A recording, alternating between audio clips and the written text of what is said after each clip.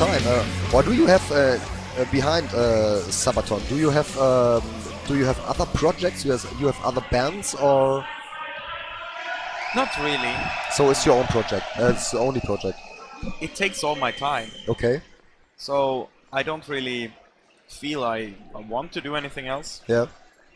I already spent 18 years with Sabaton. Okay. And I know how long time it takes to build something. And I don't really want to start with something more. I have a few things I want to do in my life. Yeah. One of them is to have a heavy metal bar. Okay. Like the Rock Face or something, or? A small metal bar for about maybe between 100 and 300 people.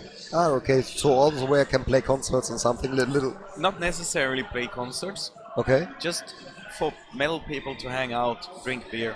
Great. Yes. This I would like to have somewhere, and not in Sweden, because it's so complicated with all the rules when you want to have a bar. Yeah, and also with alcohol. Yeah. So where you want to live? So after this. I don't know. Okay, you want so you want to see what life will bring. Okay, so. I'm not really. I mean, basically now I live in a suitcase. And I improvise a lot. The whole autumn for me, even if we are... Maybe if you go to our website and you look at the amount of concerts we have, it's not that much. Yeah. But in between I'm traveling to a lot of stuff, and it appears now that I think...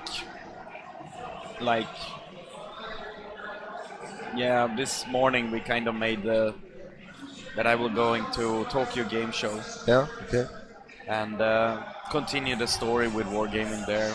Do some more media in Japan there. So.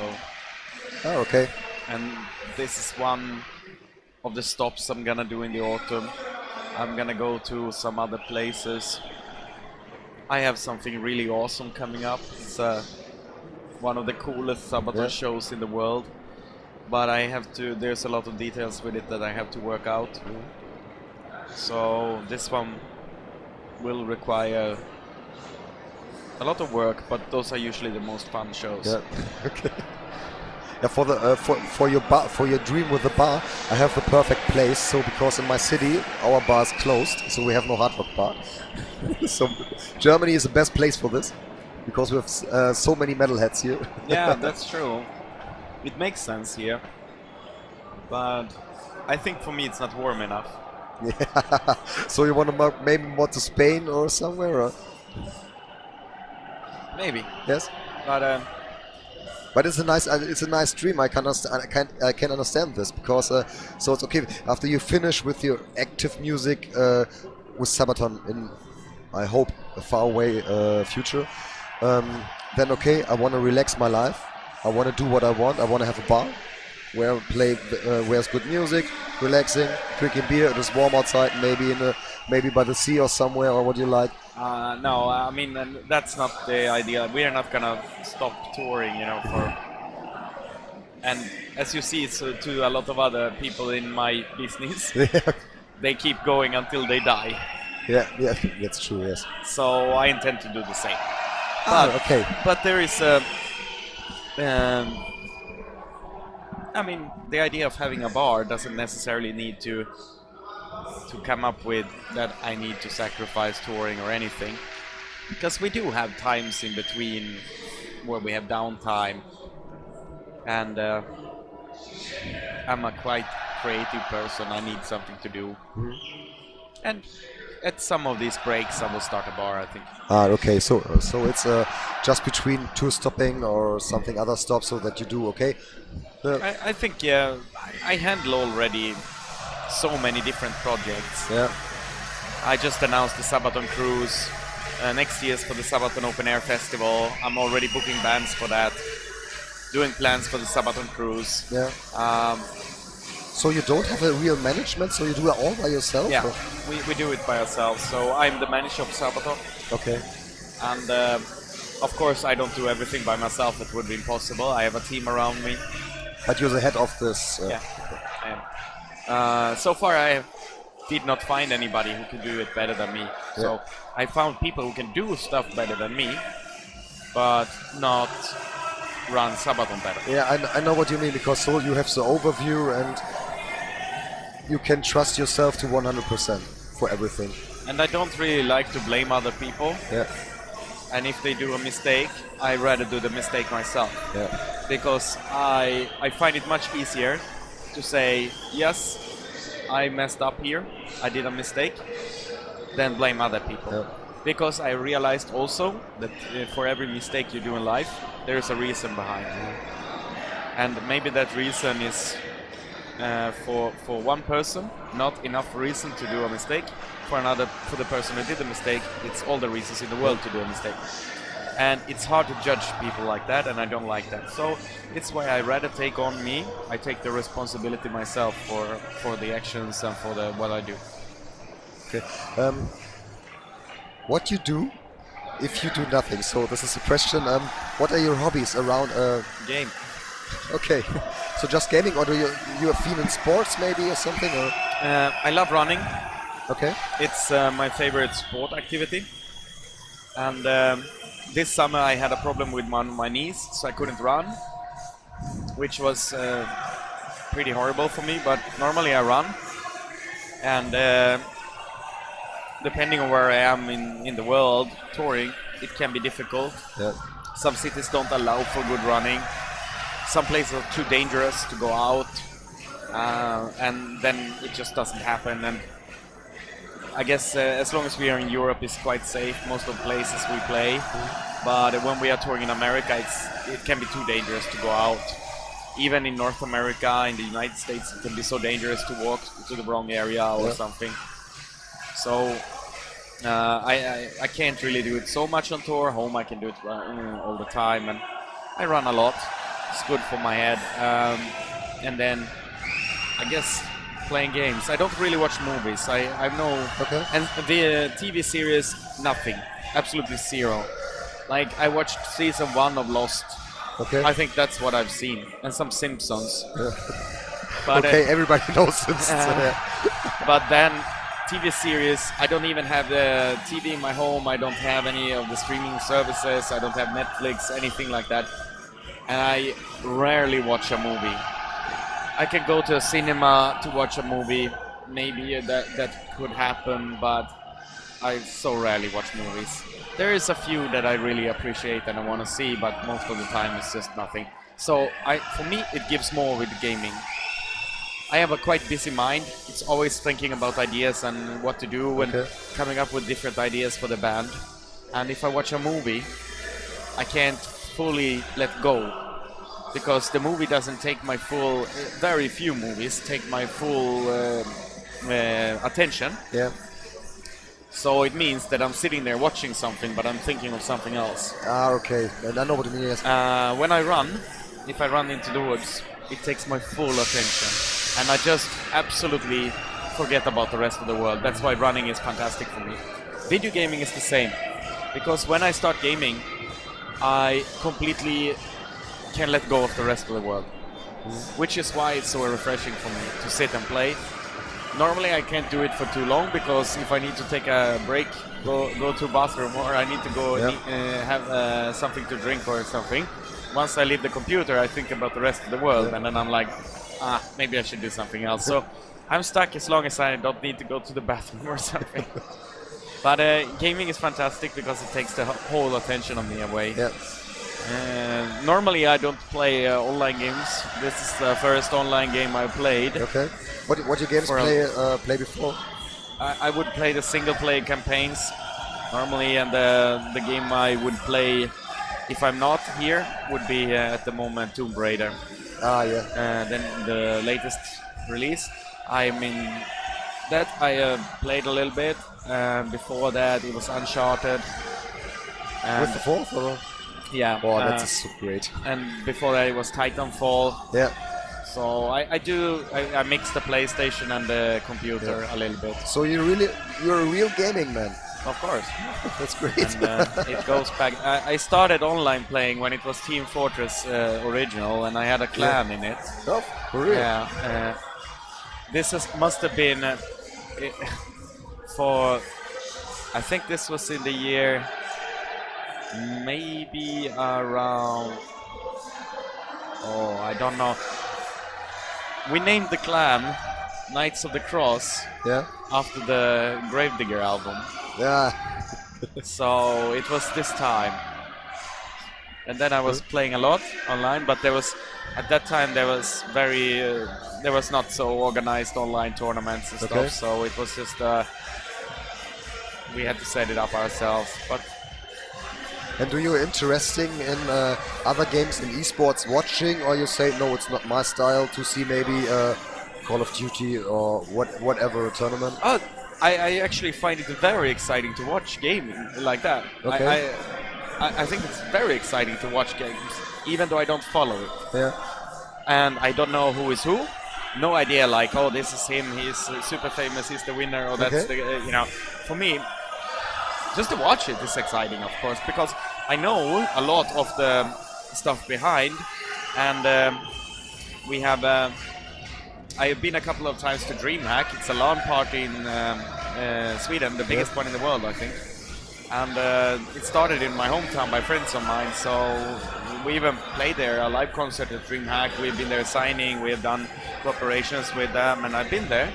And there I've seen some of the game where they have, and it's really exciting to sit in a big crowd and to see, because they do really big tournaments. Yeah. Yes, we had. Sorry, we had it with World of Tanks, the grand finals. That was in Moscow this year. Last year there was in Warsaw, and there came eight teams from all around the world to play against each other. So it's all very big, and so. Another thing I have to ask. You see, during your music, you see so many countries, different cultures and everything all around the world. It's America, it's Asia, it's Japan, China. Do you like all these impressions from all these different peoples, humans, cultures? Because everybody is different. Of course I do. And it's why I get very... sad when I read all the comments. I guess everybody knows that the political things are very aggressive. The political discussions all around Europe is all around the world is very aggressive at the moment, and I get so sad of a lot of things, and I hear this like people talk about, oh, those people are that country, you should hate everybody there and stuff. I get really disappointed when somebody talks like that, because I have seen the good in everywhere. Yeah. And it's like people try to find reasons to hate each other.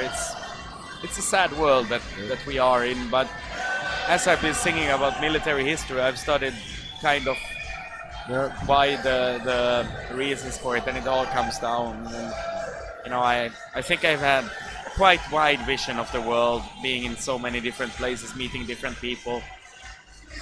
I have also met a lot of military people with military background from different countries and from different sides, and this it gives you a very objective view of the world. And what I often tell people is that no matter if you are on this side or that side, or you think like this or that, I think it's very weird to think that it's cynical to think that your point of view will be the right one. Because everybody has his own view. Exactly. And but obviously people will fight for what they believe in themselves. And there will be the guy on the other side, he will do the same. Yeah, that is right, because both parties are saying, no, we're right. So this is... And people sometimes they tell us to write songs about, write a song about this conflict and this war that is happening here because these bastards invaded me, or they have occupied my country or whatever. But it's not up to me to say, go there and tell them to like, you should stop this occupation, or you should stop that. That is so wrong of me to go and take a stand in this. I do not have all the facts, but I see it so often. Somebody complaining, but they invaded my stuff. Was it yours from the beginning? No, it wasn't yours from the beginning. Yes, but 500 years ago it was mine. Yeah, but 1,000 years it was not yours. It was mine. And 1,500 years it was yours. And there's everywhere, all the borders across the world, they exist there because people fought over them. There was fights between Sweden and Germany. Back in old times, we sing about this in Carolus Rex album when Sweden invaded Germany. You know, it's not something that you think about today. You drive from Sweden to Germany without showing your passport, and you don't see a border, and you cross Denmark. This time today, so many people from Sweden make holiday in Germany. Also the same. So many Germans drive to Sweden and make holidays. So and you cross the border into Denmark, and we just drive over, and there's nothing. But there's a reason why there was a border there. Yeah. Because once upon a time it was not peaceful there. We fight with Denmark, we fight and we kill each other, it was very bloody, and at some time somebody decide here is the border. The winning side decide here is the border, and then some people are not happy. Some people are then on the wrong side, some people are on the right side, some people are unhappy, some are happy. But it's just a fact. Here is the border drawn now. Yeah. We fought, someone won, someone lost. And it's actually not a big difference between if somebody is fighting now in the Middle East or Africa and they are fighting over a border today. If we are lucky, or if they are lucky, in some years in the future, it's as peaceful to drive over that border as it would be to drive over to Denmark and Germany. We can only hope. We can only hope. But of course, when there is war, people are suffering, and nobody should hopefully be suffering, but that's gonna happen, sadly. It's been since the beginning of time, and animals do the same. Yeah, so absolutely. Okay, for the first we close the referee. That was deep, I think. Hope everybody is okay with that. Yeah, but I think it's I like those conversations, so I hope for everybody here is the same. Also wie gesagt, ich mag das wirklich sehr gerne halt, dass man sich auch mal ein bisschen offener unterhalten kann und einfach mal normal unterhält. Ich hoffe, das ist für euch alle in Ordnung gewesen. Ich werde jetzt den Type ziehen. Okay, I wanna finish the lottery now, and we wanna see who will win. So please. So we wanna finish now. So you come here to the end picture. Yes. Okay. This is my friend. This is Carsten. Yeah. Hi. He's a very nice guy. So his nickname is Harald von Horn, like a Viking guy. Okay. So here this beard. So everybody, herzlichen Dank an alle hier. Herzlichen Dank an Harald, dass er so lange ausgehalten hat und jetzt leider nur daneben stand. Kein Thema. Wenn die VIPs kommen, dann weichen die armbärtigen Männer. Okay. Mädels, einen wunderschönen guten Abend euch noch allen. Haut rein, viel Spaß noch. Und ich gehe jetzt auf die Tischparty feiern. Aha. Okay, thank you very much for everything, Harald. Das machen wir auf jeden Fall wieder. Definitiv. Ich danke dir. Okay, and also a very big thank you to Pär. Thank you. So that you have so much time. I think you were here for more than an hour for so big interview. You drive a tank. Absolutely was fantastic. Yeah, thank you very much. An den Stream, ultra vielen Dank. Ihr wart einfach toll. Wie gesagt, ich weiß, dass es ein bisschen unglücklich vielleicht gewesen ist für manche, die damit nichts anfangen konnten, aber die Gelegenheit haben wir einfach am Shop ergriffen, haben das Interview mit Pär geführt von Sabaton und einfach eine Stunde, 1,5 Stunden gequatscht. Ich meine, die Gelegenheit hat sich einfach schon ergeben. Danke fürs Einschalten. Danke, Jan, fürs Moderieren. A very big thank you for Pär, for his time and for everything. And I say bye-bye and we'll see you next time. Bye-bye. See you. Bye.